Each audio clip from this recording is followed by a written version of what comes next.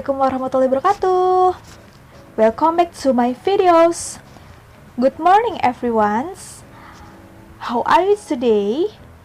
I hope you are always healthy and keep spirits.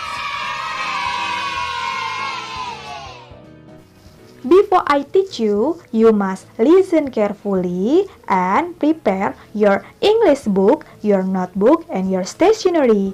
Happy learning! Today, I'll teach you about analytical exposition text.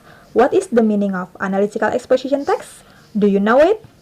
Definition of analytical exposition text is a text that elaborates the writer's idea about the phenomenon surrounding. Jadi, analytical exposition text adalah teks yang menguraikan ide penulis tentang fenomena yang terjadi di sekitar. The function of analytical exposition text is to persuade the reader that the idea is important matter and to analyze the topic that the thesis or opinion is correct by developing an argument to support it.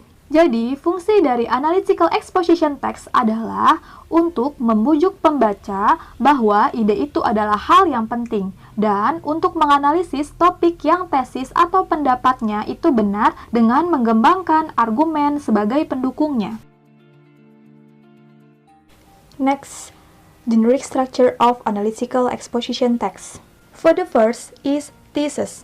Thesis is introducing the topic and indicating the writer's point of view. Yang pertama adalah memperkenalkan topik dan menunjukkan sudut pandang penulisnya.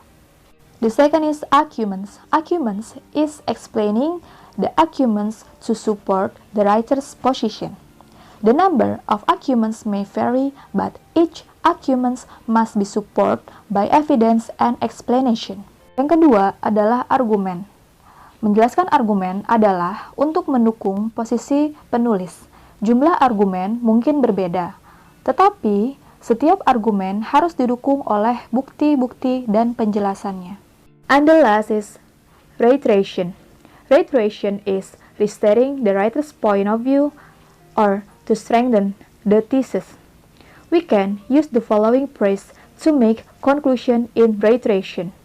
Yang terakhir adalah reiteration, yaitu untuk menyatakan kembali sudut pandang penulis atau untuk memperkuat tesis. Kita dapat menggunakan frase berikut untuk membuat kesimpulan dalam reiteration. From the fact above, yang artinya itu, dari fakta di atas adalah I personally believe, yang artinya itu, saya pribadi percaya. Therefore, my conclusion is, yang artinya, oleh karena itu, kesimpulan saya adalah in conclusion, yang artinya, dalam kesimpulan, kata yang sudah Miss Tanda sebutkan, salah satunya bisa kalian gunakan dalam teks eksposisi yang akan kalian buat.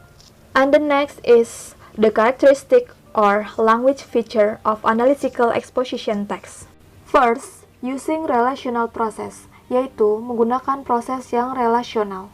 The second is using internal conjunction, yaitu kata hubung yang menghubungkan argumen di antara dua klausa.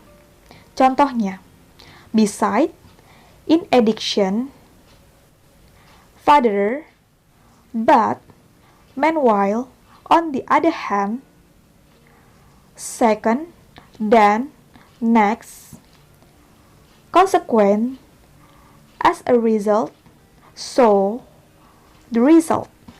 The third is using simple present.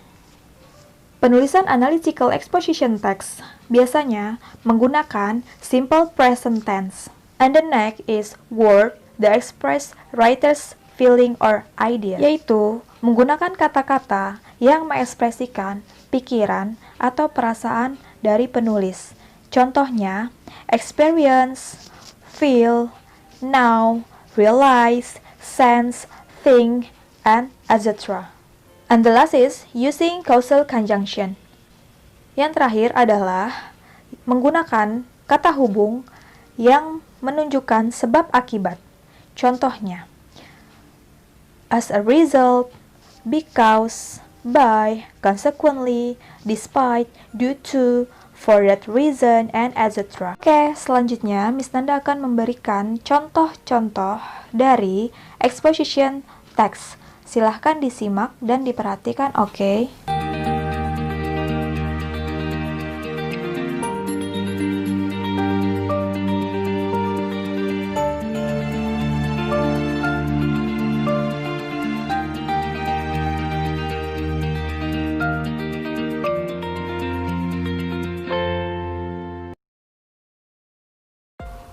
Okay, that's all for me. Thanks for watching. Don't forget to like, comment, and subscribe. See you in the next video. Wassalamualaikum warahmatullahi wabarakatuh.